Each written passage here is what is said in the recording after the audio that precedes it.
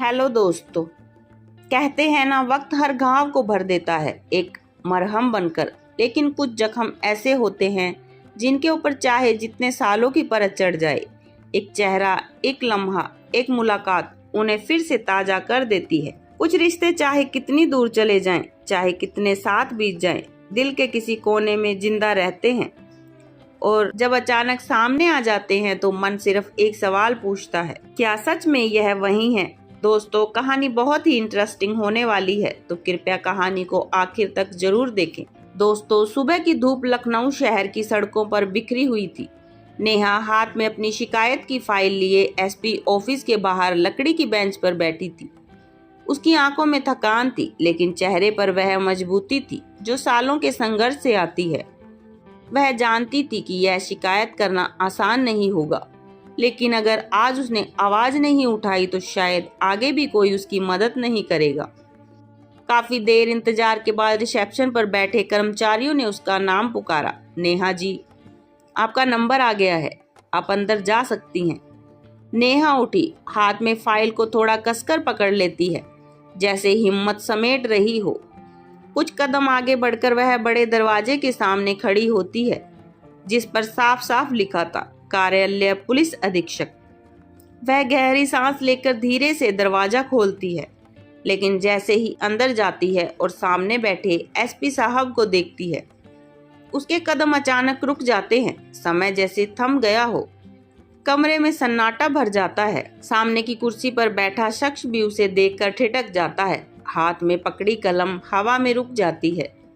यह वही था, विकास, वह इंसान जिसके साथ नेहा ने 7 फेरे लिए थे और जिसने अपनी महत्वाकांक्षाओं और अपने सपनों के लिए उसे और उनके रिश्ते को ठुकरा दिया था।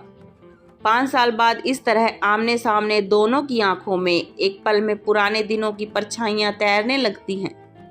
हंसी, प्यार, झगड़े और वह आखिरी दिन जब सब कुछ खत्म हो गया था।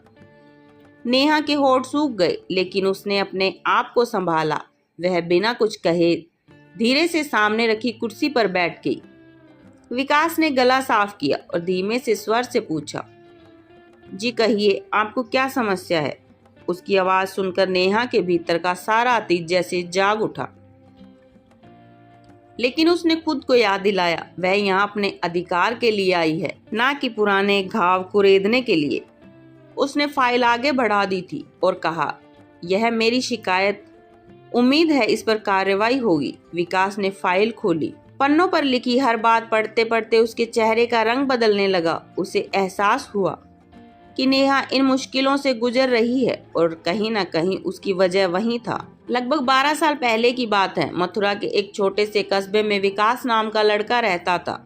घर में माँ बाप, एक साधारण सी जिंदगी, लेकिन विकास की आंखों में एक बड़ा सपना था, अफसर बनने का, अपनी पहचान बनाने का, अपने माता पिता का नाम ऊंचा करने का।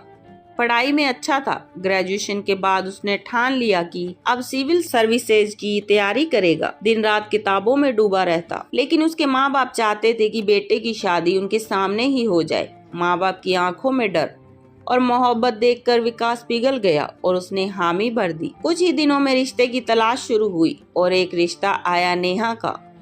नेहा पढ़ी लिखी, संस्कारी और स्वाभिमानी लड़की थी। फोटो देखकर विकास ने भी हामी भर दी। शादी धूमधाम से हुई, लेकिन शादी के कुछ दिन बाद ही नेहा ने महसूस किया कि विकास की दुनिया का केंद्र वह नहीं, उसकी पढ़ाई और तैयारी है। वह सुबह से रात तक किताबों में डूबा रहता। एक दिन नेहा ने हिम्मत करके कहा, विकास, मैं जानती हूँ कि तुम्हारा सपना बड़ा है, लेकिन मैं भी तुम्हारी जिंदगी का हिस्सा हूँ। विकास ने किताब से नजरें उठाए बिना कहा, नेहा, मैं तुमसे प्यार करता हूँ, लेकिन जब तक मेरा सपना पूरा नहीं होगा मैं तुम्हें वक्त नहीं दे पाऊंगा। यह सुनकर नेहा चुप हो गई, लेकिन अंदर ही अंदर उसे लगने लगा कि शादी का मतलब यह तो नहीं होता। 2 साल तक यही सिलसिला चलता रहा, छोटी छोटी बातों पर टकरार, फिर सुलह। एक दिन जब उनका बेटा हुआ, नेहा को लगा अब विकास बदल जाएगा, जिम्मेदारियां समझेगा, लेकिन हुआ उल्टा। विकास पहले से भी ज्यादा पढ़ाई में डूब गया। एक रात नेहा ने फिर कहा, विकास, अब तो तुम्हें अपने बच्चे के लिए भी वक्त निकालना चाहिए। विकास ने गुस्से में हाथ उठा दिया। उस पल नेहा के भीतर का स्वाभिमान चीख उठा। जहाँ इज्जत नहीं वहाँ रहना बेकार है। वह अपने छोटे बच्चे को गोद में उठाकर मायके चली गई। नेहा इंतजार करती रही कि विकास खुद आएगा, लेकिन जब वह नहीं आया तो उसने तलाक की बात भेज दी। शायद उसे लगा कि विकास डर जाएगा और उसे लेने आ जाएगा, लेकिन विकास ने बिना झिझक तलाक मंजूर कर लिया। तलाक के बाद दोनों अपनी अपनी दुनिया में चले गए। विकास फिर से अपनी तैयारी में लग गया और नेहा ने ठान लिया, अब मैं अपने पैरों पर खड़ी होकर अपने बेटे को पालूंगी। तलाक के बाद नेहा की जिंदगी जैसे किसी सुनसान रास्ते पर आकर खड़ी हो गई थी, जहां ना कोई साथी था ना कोई सहारा, बस एक छोटा बच्चा और ढेर सारी जिम्मेदारियां। शुरुआत में नौकरी ढूंढना आसान नहीं था। जहां भी इंटरव्यू देती लोग उसकी योग्यता से ज्यादा उसकी निजी जिंदगी पर सवाल उठाते, लेकिन नेहा के अंदर का स्वाभिमान किसी भी तरह का समझौता करने को तैयार नहीं था। आखिरकार उसे एक प्राइवेट कंपनी में एक ऐसा काम मिला जहां ना उसकी इज्जत से समझौता हुआ, ना उसे कोई गलत निगाहों से देखा गया। वह सुबह बेटे को पड़ोस की एक भरोसेमंद आया के पास छोड़कर काम पर जाती और शाम को लौटते ही उसका सारा समय सिर्फ बेटे का होता।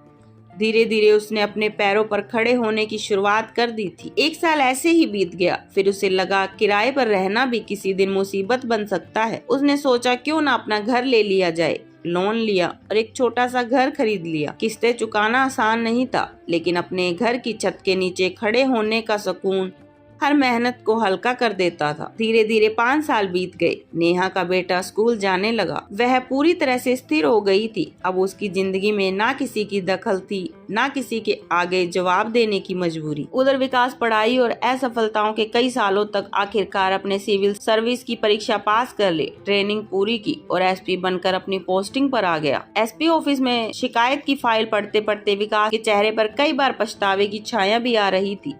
उसने फाइल बंद की और धीमे स्वर में कहा, नेहा जी, आप चिंता मत कीजिए, आपके इस मामले पर तुरंत कार्रवाई होगी। नेहा ने हल्की पर ठंडी आवाज में कहा, उम्मीद है आप पुरानी बातें भूलकर सिर्फ एक शिकायत को देखेंगे, वरना मुझे ऊपर तक जाना होगा। उसी दिन उसने थाने के संबंधित अफसर को बुलाया और सख्त निर्देश दिए। पुलिस की गाड़ियां रोज वहां गश्त करने लगी। कुछ दिनों में उन शोरगुल और शराबाजी करने वाले लड़कों का अड्डा पूरी तरह से खत्म हो गया। जब नेहा के पड़ोसी खुश होकर बोले, वाह, तुम्हारी शिकायत ने तो सब ठीक कर दिया। शाम को विकास ने उसके फाइल में लिखा नंबर मिलाया। नेहा जी, आपका मामला पूरी तरह से सॉल्व हो गया है। आगे कभी परेशानी हो तो बेझिझक मुझे कॉल करें। लेकिन विकास को अब चैन नहीं था। उसने पूरी रात सोचा, क्या यह मौका है अपनी गलती सुधारने का। सुबह सुबह वह नेहा के पते पर पहुंचा। दरवाजा खुलते ही नेहा उसे देखकर ठिठक गई। विकास ने हल्की मुस्कान के साथ कहा, क्या मुझे अंदर बुलाओगी या यहीं खड़े रहकर बात करनी होगी। नेहा चुपचाप रास्ता छोड़कर उसे अंदर ले गई। चाय बनाते वक्त उसकी धड़कनें तेज थी और विकास के मन में भी अजीब सी घबराहट थी। चाय लेकर आने के बाद विकास ने धीरे से कहा, नेहा, मुझे पता है मैंने तुम्हारे साथ बहुत गलत किया है। मैं चाहता हूँ कि हम फिर से एक साथ रहें, अपने बेटे को दोनों का प्यार दें। नेहा ने गहरी सांस ली, सीधा उसकी आंखों में देखा।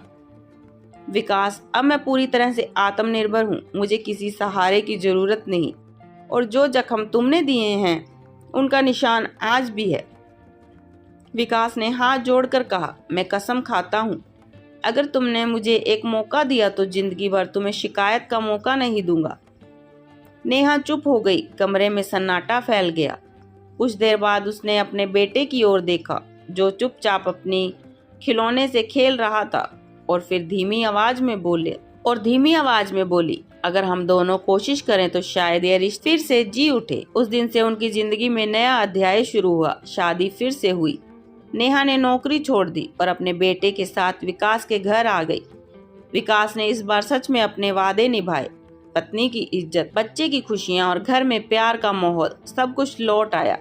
लेकिन इस कहानी का सबसे बड़ा सबक यही था, रिश्ते टूटने से पहले सोचो, क्योंकि टूटे हुए रिश्ते फिर जुड़ तो सकते हैं, लेकिन उनके निशान हमेशा रह जाते हैं। दोस्तों, यह थी आज की कहानी। आप सबको कैसी लगी कमेंट बॉक्स के माध्यम से हमें जरूर बताएं। साथ ही हमारे चैनल स्टोरी हाउस को सब्सक्राइब करना ना भूलें। धन्यवाद।